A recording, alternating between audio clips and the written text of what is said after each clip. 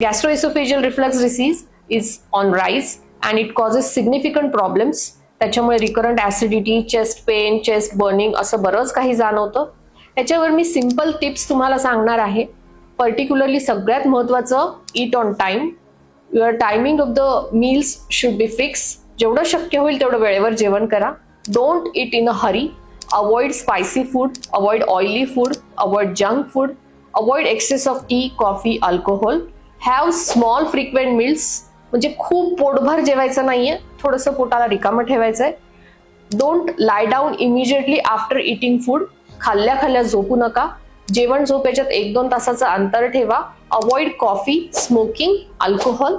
हे महत्वाचं आहे. अवॉइड विअरिंग टाईट जीन्स और tight clothes around your abdomen. Avoid obesity. जर तुम्ही ओबेज असाल तर थोडंसं वेट लॉस करा, त्याच्याने नक्कीच तुम्हाला मदत होईल. थँक्यू.